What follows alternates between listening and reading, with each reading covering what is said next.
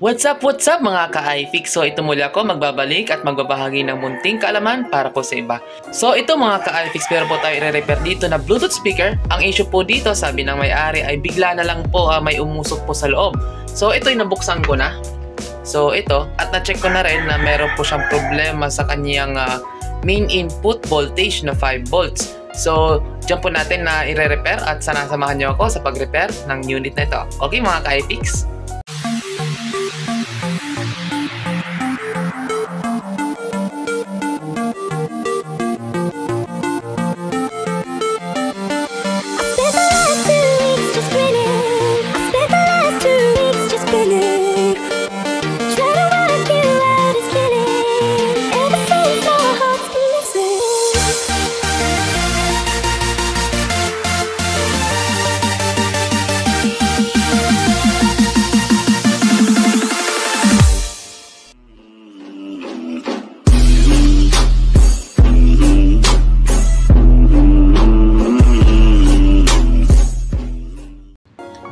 Dito mga ka-iFix, sa pagbukas ko ng Bluetooth speaker na ito, napansin ko po na pumutok po yung ating capacitor po dyan.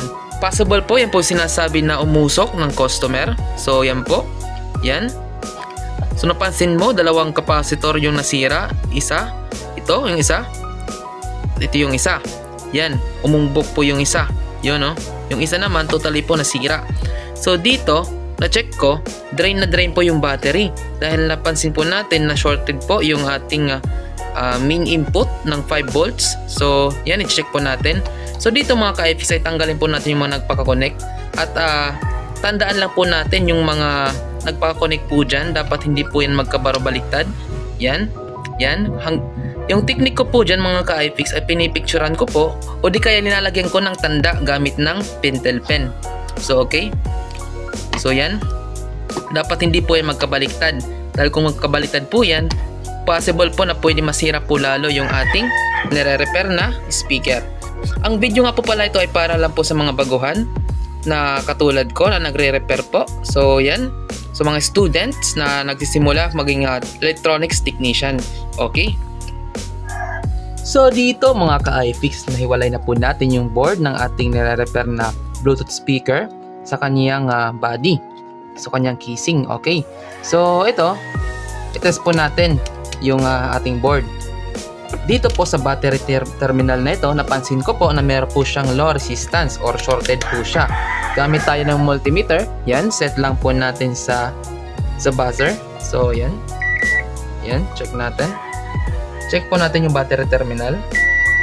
So ayan po, shorted po talaga yung ating sa may battery terminal. So hindi po yan normal. So okay, yung ating battery pala mga ka-iFix ay drain na drain dahil po sa shorted na to. Okay, so hindi po natin alam kung pwede ba natin ma-recover yung battery, pero try lang po muna natin to i-repair. Okay, try na lang natin mamaya kung ma-recover pa natin yung battery, kung magamit pa po ba natin. Okay, so dito shorted po yung ating sa may battery terminal. Dito rin po sa may B plus lane o pinupuntahan po ng ating circuit. So ayan yung switch na to. Ayan yung switch na to. So shorted din po dito mga ka-iFix. So ayan, meron po siyang 0.3 ohms resistance, low resistance. So okay. So dito napansin naman po natin mga ka-iFix na meron po siyang mga sirang capacitor.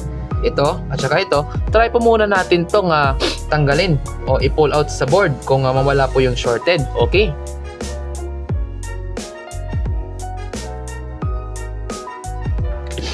so yan na, tanggal na mga ka-iFix yung dalawang capacitor. So yan, linisin po muna natin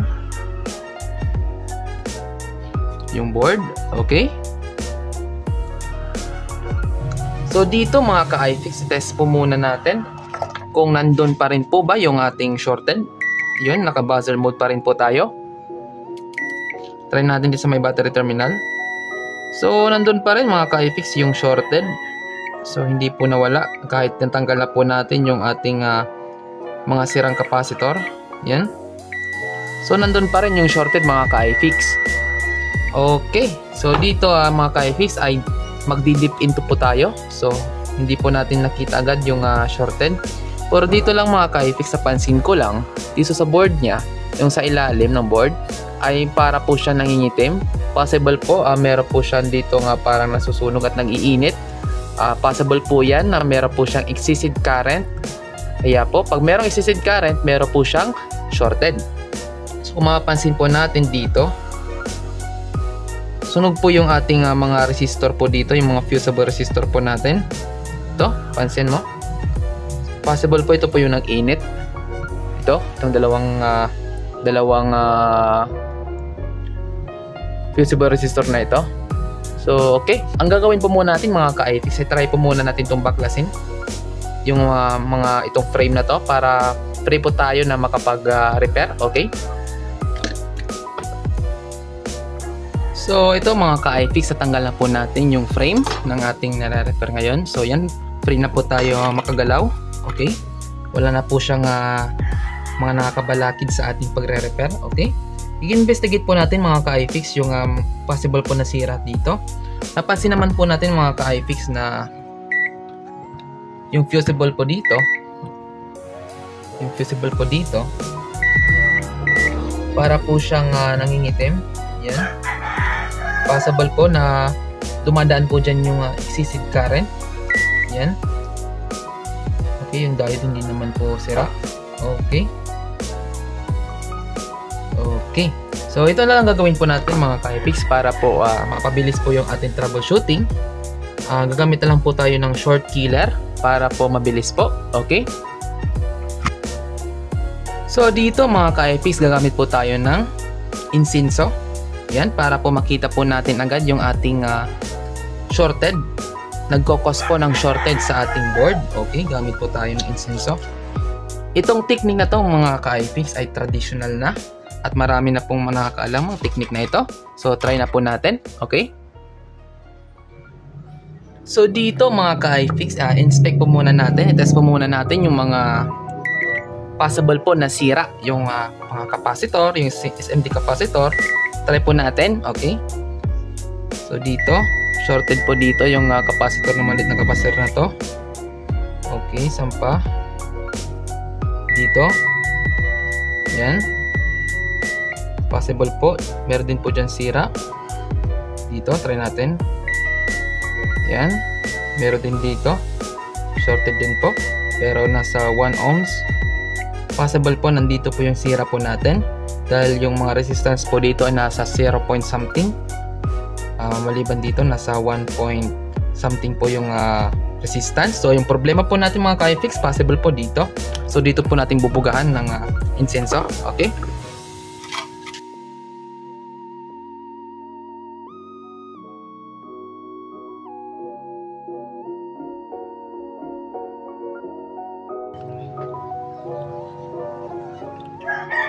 So ayan mga ka-ifix, nabugahan na po natin ng insenso yung ating nare-repair na board. So mag-a-apply lang po tayo dyan ng voltage. Start lang po tayo ng 2 volts. So ayan. Pero mataas na amperahe. Okay.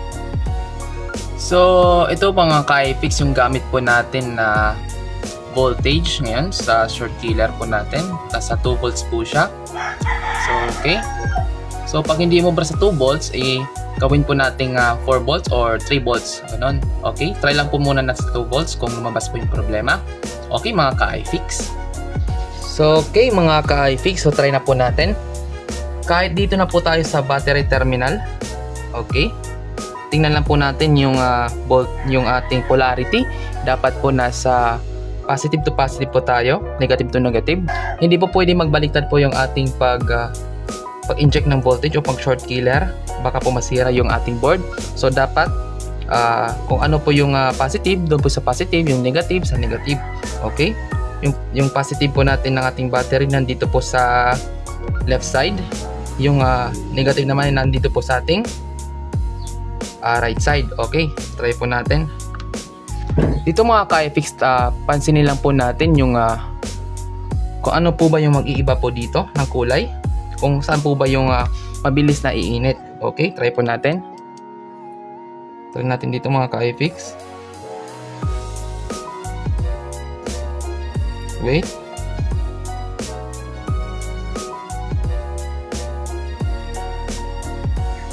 Mukhang walang lumalabas. Okay, mukhang walang lumalabas.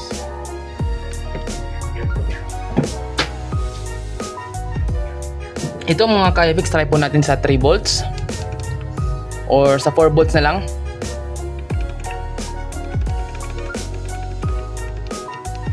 Yan, try po natin sa 4 volts. Dito, try natin.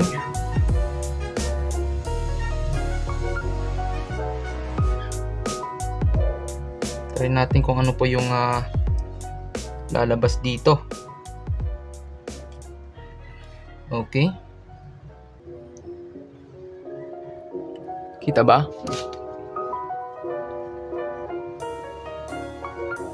Okay. Tingnan lang natin mga ka-FX.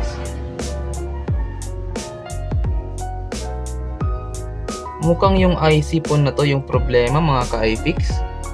Yan, siya po yung umiinit. Yan o. Yun mga ka-FX. Kita ba? Yung IC na to. Yan po, parang natutunaw po siya. So ito po yung mukhang problema po natin mga ka-FX. So yan. Yan, umiinit po yan dyan. So ang problema po natin mga ka-FX hindi po capacitor. O ito po yung problema po natin mga ka-FX, itong IC na ito. Okay, try po muna natin yan bunutin. At pansinin po natin kung wala po yung shorted sa ating board. Okay.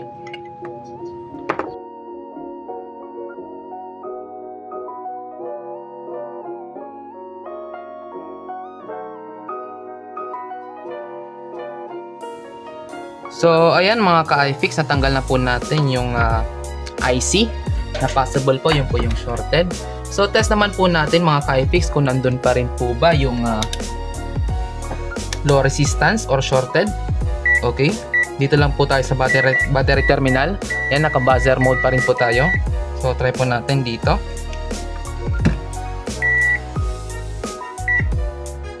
So ayun mga ka-FX, wala na po yung shorted. Possible po yung problema po natin, ito po yung IC na to. So ito po yung problema po natin. So test po natin yung capacitor po dito na SMD. So ayun, hindi na po siya shorted. So okay, possible po talaga, ito po yung problema po natin. Okay, tingnan po natin sa datasheet kung ano po ba yung IC na ito. Okay mga ka-FX. What's up mga ka-FX? So hindi ko na napapatuloy kahapon yung pagre-repair ko dahil gabi na. So ngayong umaga ipagpatuloy ko yung repair ko sa Bluetooth speaker na to. So ang problema pala ng Bluetooth speaker na to mga ka-FX ay hindi pala yung IC na shorted. Ay hindi pala po siya charging IC. Isa pa pala siyang audio IC. So ipapakita ko sa screen yung schematic diagram or datasheet ng shorted na IC na yon. Okay. So, okay, magpapatuloy po tayo sa pagre-repair. Okay? So, ito mga ka-FX yung IC na shorted. So, ito po yung nagkokos bakit po no power at shorted po yung ating board. So, ang naka-label po dito sa kaniyang IC ay HT8691. So, yan, isa po siyang audio IC. Hindi po pala siya charging IC or protection IC sa board natin. So dito mga ka-FX, dahil wala naman ako SIM IC, naghanap ako dito ng mga scrap board, mga donor board natin. Ito, mga donor board natin, pero wala po akong nakitang same match sa IC na hinahanap po natin. Okay, meron naman po siya dito mga audio IC, pero iba po yung pin configuration niya. So dito mga ka-FX, ang gagamitin na lang po natin ay isang amplifier module. So ito ay ko-convert na lang po natin yung sa IC dito sa ganitong module. Okay mga ka-FX, hahanapin lang naman natin dyan yung input signal at ilalagay po natin dito. Okay mga ka-FX, according sa ating datasheet, sa IC sa audio IC na ginamit po dito na HT8691, yung ating pin number 6 and 7, yung po yung ating input signal galing po sa ating main IC. So dyan po tayo kukuha ng audio signal. Okay, na ilalagay po natin dito sa ating module, yung ating amplifier module. So dito mga ka-iFix, ipakita ko lang, matapos po natin matanggal yung ating shorted po dito na audio IC. So ito po yung audio IC na ito, nawala na po yung pong shorted sa ating board. So ito mga ka-iFix, mula nung matanggal po natin yung shorted na IC, ay nagpa-power on na po yung ating board ng ating Bluetooth speaker. So ito mga ka-iFix. So ito ang gagawin na lang po natin mga ka-iFix, since wala naman po tayong same IC na ito, i-convert na lang po natin siya sa module na ito. Ito ay amplifier module na 5 volts. Meron po siyang 5 volts supply. Okay. Dito po yung mga input. At dito naman yung output niya papunta sa ating speaker. Okay. Diyan. So ito ikakabit ko na lang mga ka-iFix. So dito mga ka-iFix, na install ko na po yung ating module. So ayan po yung pagkakagawa po natin. Yung pulang wire na yun, yun po yung supply po natin na 5 volts or 4 point something, yun. Yung black naman, yun po yung ground. Yung white naman, ito yan po yung ating signal, yung audio signal po natin na kinuha po natin sa pin number 6 ng ating IC. So ayan, yan, pinag-connect ko na lang yung left and right para exterior po yung ating kinalabasan ng ating speaker out. Okay, para sa left and right. Okay, so yan lang po yung basic na ginawa po natin dito. So yan, try na po natin. So ayun guys, nag-power na po siya. Bluetooth mode. Yun, at tumunog na po. So yun lang sa araw na to mga ka-iFix. So ito ay fix ko na lang at sana'y nakapagbahagi ako ng konting kalaman po sa iba. Please subscribe and hit naman sa notification bell para ma-update po kayo sa aking mga videos. So salamat mga ka-iFix sa panonood, pagtakilik ng aking munting channel. Okay?